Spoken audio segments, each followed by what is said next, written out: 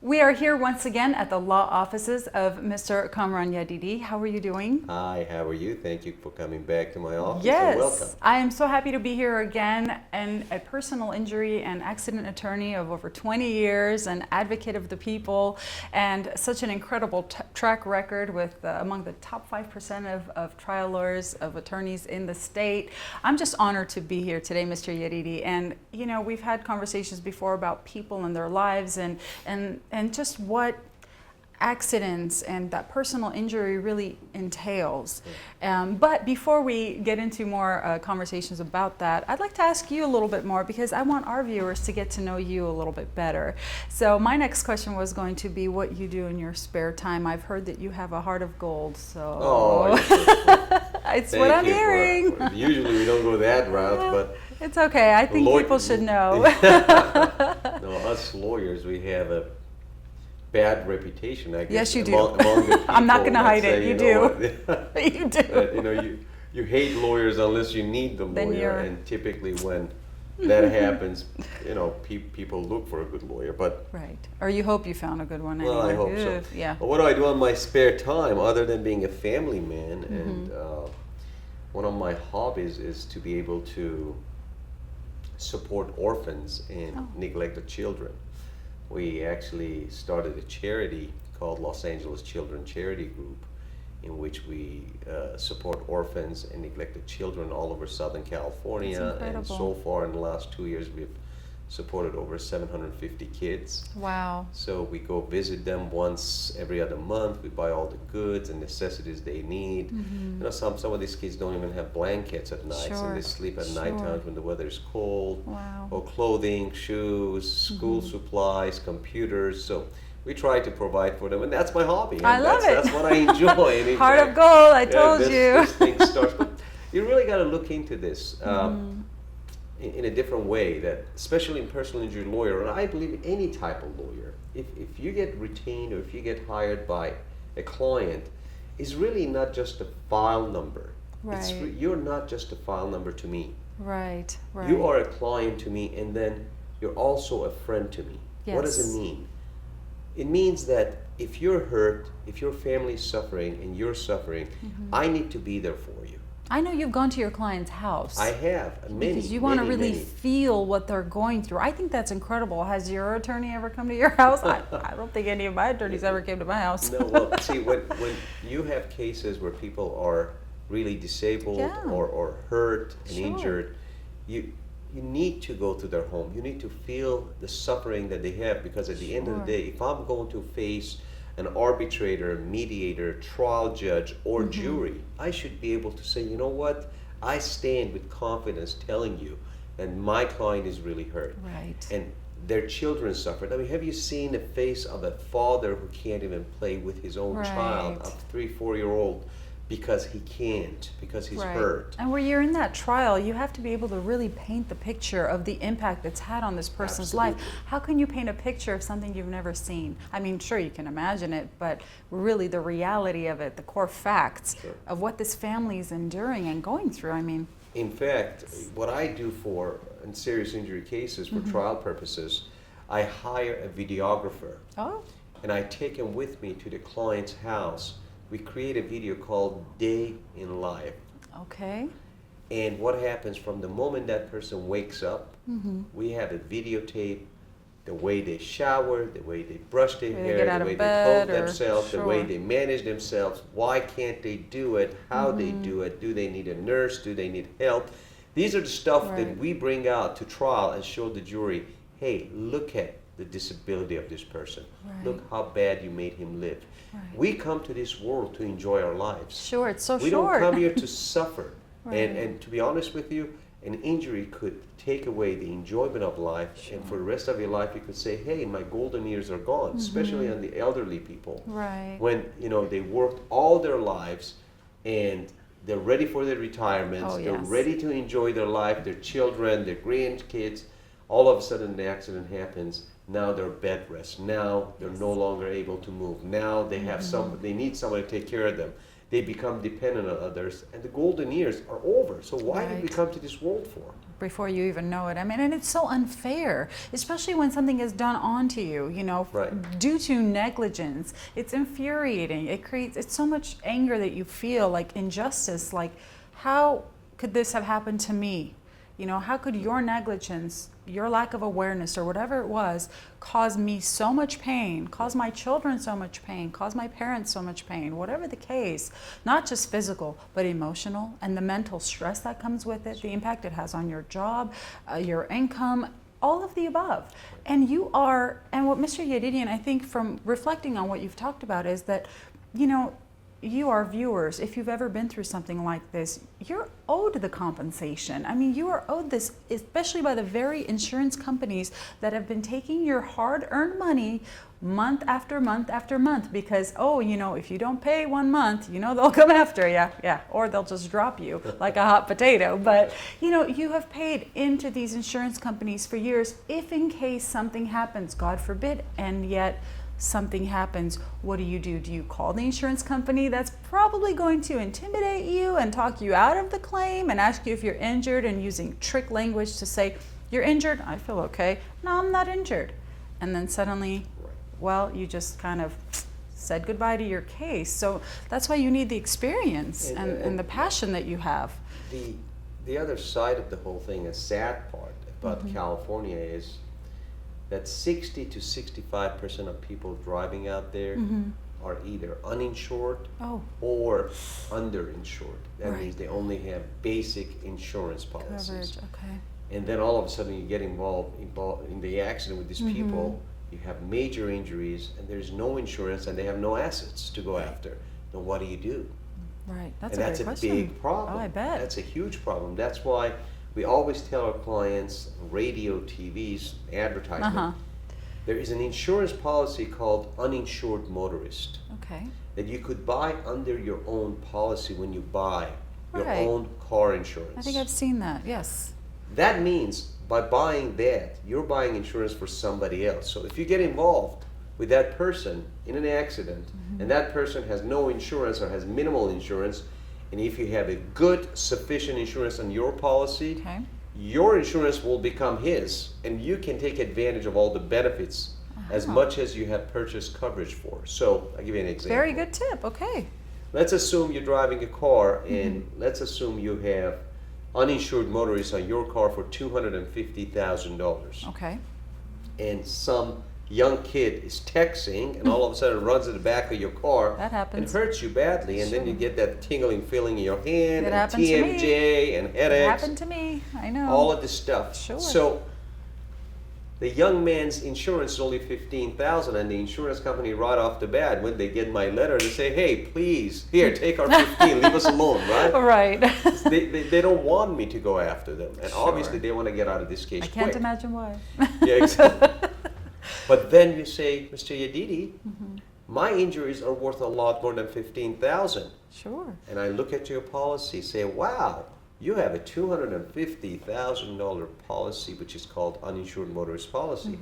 I'm able to actually go after your policy for an additional $235,000 for benefits for your injuries. That means your policy minus the other guy's policy, which is 15, the remaining balance will be available to you and people in your family or people who is in your car. So the beautiful thing about the uninsured motorist also is that, let's assume you're walking in the street and some car runs you over. Whoa, and that car has only a $15,000 policy. But you were not driving your car. But that car that hit you has a minimal policy, even though you were not driving your car. But by having that insurance policy of the car at your household, you still can use it for your benefits. I need to check my policy. Yes, you do. So as many other people, because once again, we're seeing more and more people driving underinsured or without insurance in California.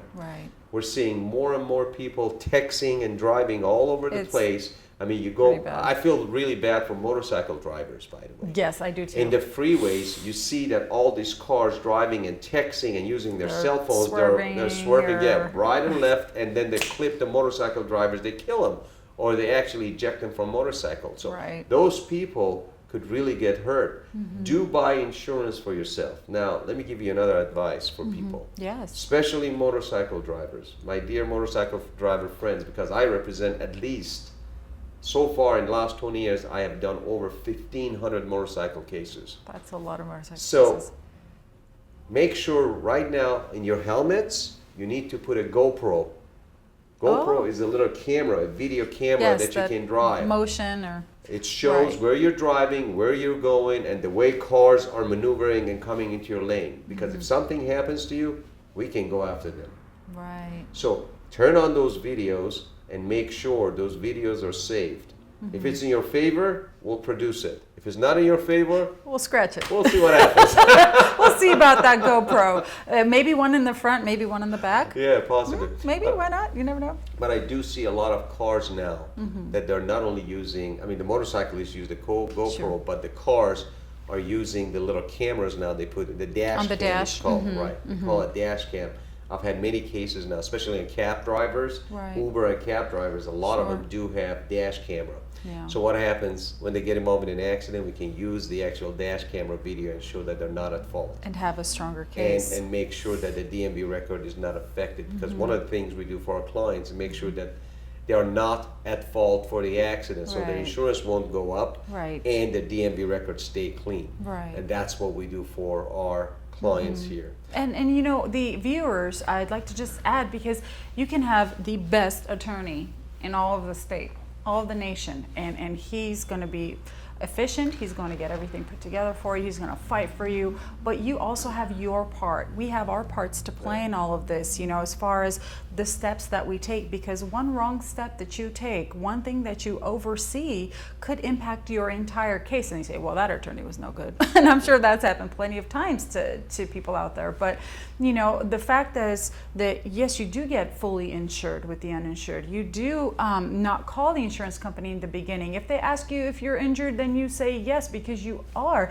Even a simple whiplash, which we talked about in our last interview, it can actually prove to be significant over many years in the future. I mean, you know, like I said, for my own family, you know, my family member had tingling in her hands and feet, and it was scary. Didn't even really know what it was. This was 10, 15 years after the accident. Right. So this is an impact that's going to have on you when you're older, the way that you work, the way that you retire, the way that you're disabled. I mean, all of the above comes into this formula, but you have to do your part, correct? Absolutely. In helping the attorneys also help you, right? Yeah, without a client, we can't do anything. No. I mean, we cannot create a case or have a case. Definitely, definitely.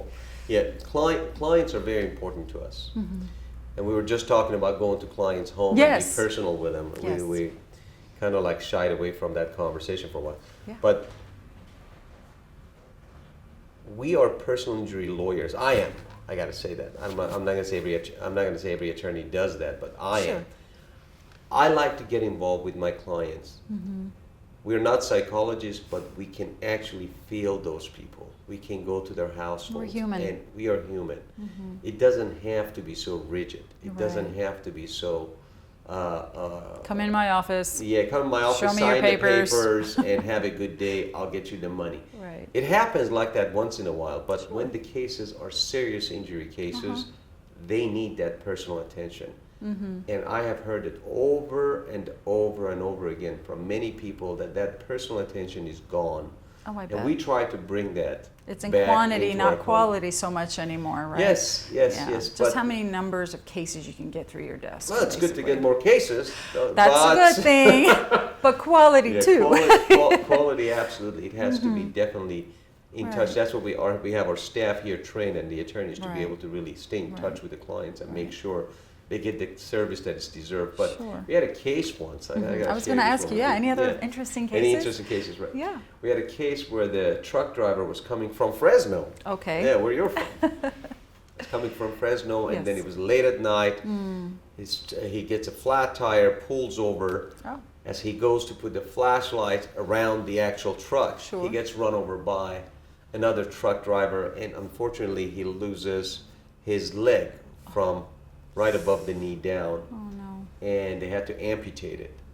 So this nice man, all of a sudden, lost his whole world because his life was truck driving, and without a leg, he cannot do truck driving anymore. So he's basically disabled. He had gone to another law firm, and that law firm said, you know what? The guy who ran you over, they had insurance problem. They don't have any insurance in effect, and we can't do anything for you. In fact, the truck company itself had offered you $50,000 for you to settle your case. When he came to us, we looked into this whole case. We say, are you kidding me?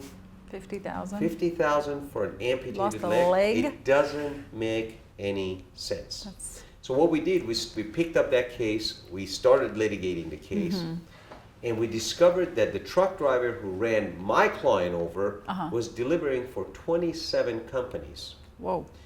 He was actually a delivery company that was delivering, and they did in fact have good insurance, but guess what we did?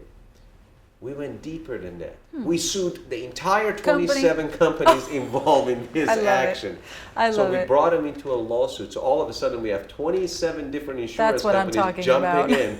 Like, hey, we got an amputated leg. What are we talking about? We don't want to be involved. We don't want to go to court. We don't want to try. Because they were liable. Now, the good part about this was that the contract between the truck driver company and the delivery people or the people who had hired them was that there was no indemnity agreement. Okay. That means it was an open field for me to go and sue them. And I did. That particular case that the attorney wanted to settle for $50,000 ended up getting settled with 27 different insurance companies. Oh my goodness. For millions and millions of dollars. That's incredible. And the man who lost his leg, what happened to him? He was beside himself. He was so impressed by what we did. He ended up going to law school, and he's becoming a lawyer now. No kidding. No, I'm not kidding. Is he going to work here? I actually offered him a job. Oh, that's incredible. He's a very nice guy, super nice gentleman. What a winning story. And he's going to law school in about 2-3 years. He's going to be out. And I told him, you come out. You know what? He will be one of probably the best examples of going to trial and try a case because he understands disability. He understands pain. He understands what it takes to go in front of a jury and say, I lost this because of somebody else's negligence. I know what that means. I know what it feels. I know what that's like. Some people might say, what do you know what that's like? How do you even know? He can just pull up his leg and say, I'm walking on a prosthetic, or hey, look at this, I'm on a crutch or something. So it's unfortunate that these accidents happen. And yeah, perhaps he didn't get his leg back, but think about his lifestyle. So much more that could have been impacted is now at least in place and okay, and he's able to move on and try and go to law school and continue to be a winner. I mean, what a winning story. I mean, really. And also, another part of this is that after we get all this money for the clients,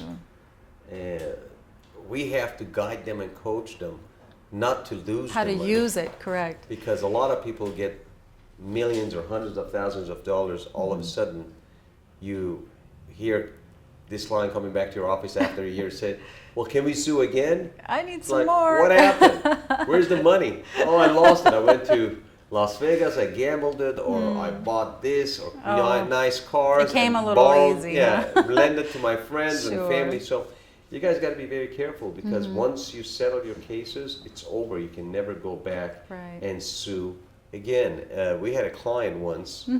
Well, I keep on talking about my cases. No, I love it. This is exactly what I want to hear. Absolutely not, because I'm sure there are people who can relate to these stories. People out there lost a leg. People out there went through these similar things. It was a client of mine who actually came to my office. Some other law firm referred them to my office. And when he came to me, he said, I'm a homeless guy. Oh, wow. I said, oh, I'm sorry to hear that. Why are you in a wheelchair? He says, well, I was crossing the street. A Santa Monica blue bus ran me over and went right over my leg. So what happened to you? Well, I need surgery, and my lawyer is not letting me go for surgery, and I need to put pins and screws because I have fracture. Oh, my goodness. I said, are you kidding? Why isn't your lawyer doing that for you? He should be the first one. Well, he's not letting me. He says he can't get money for me. I said, are you kidding me? So that client comes in. Well, the merit of the story is this. We ended up putting him through surgery, and he became okay.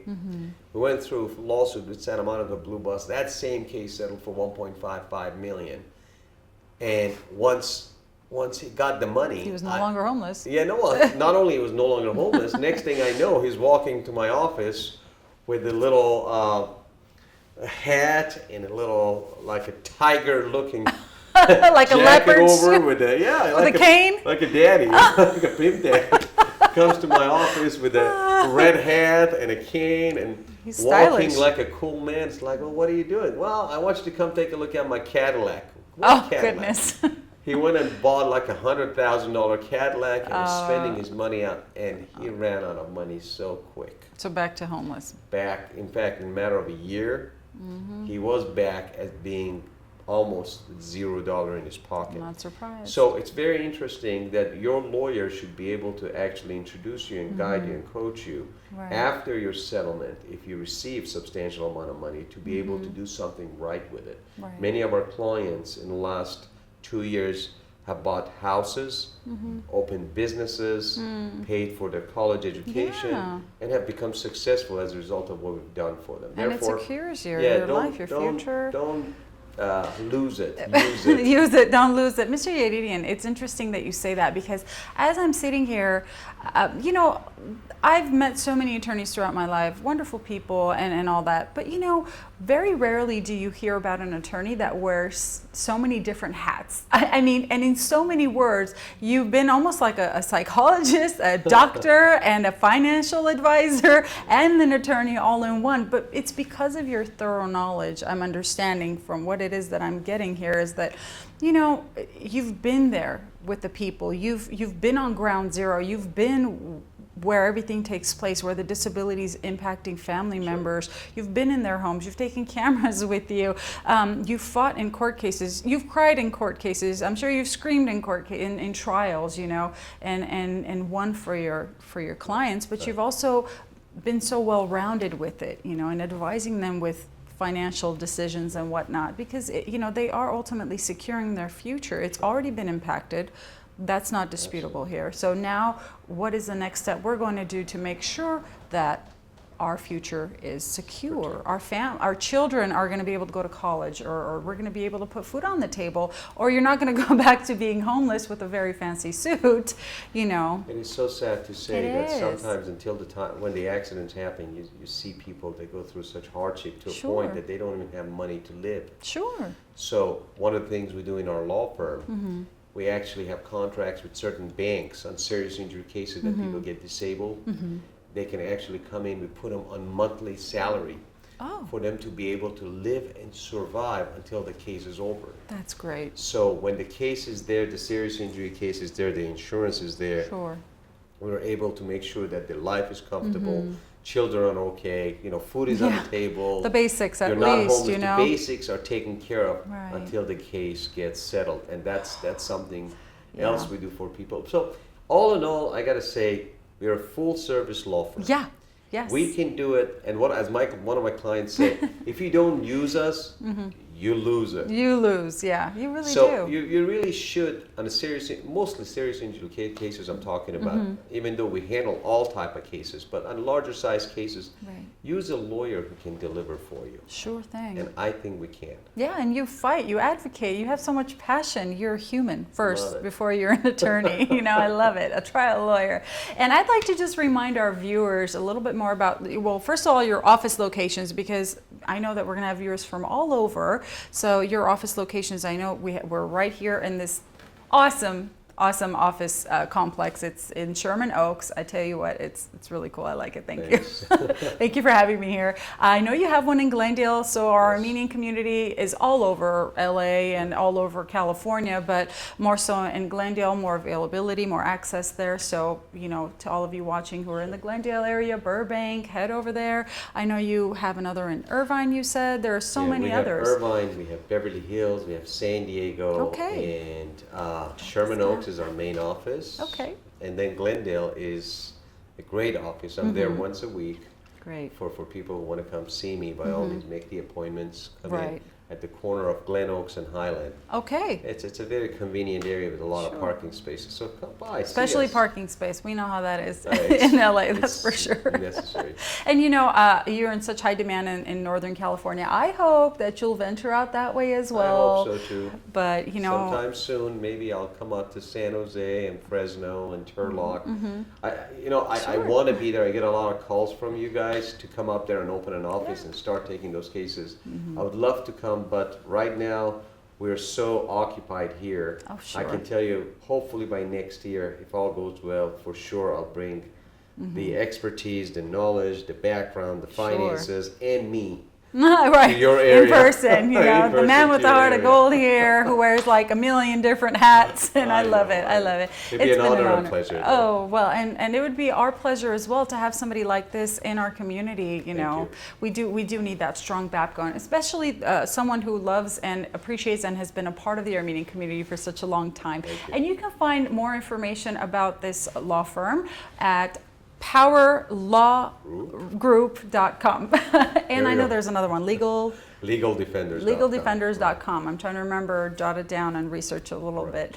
But definitely powerlawgroup.com and legaldefenders.com.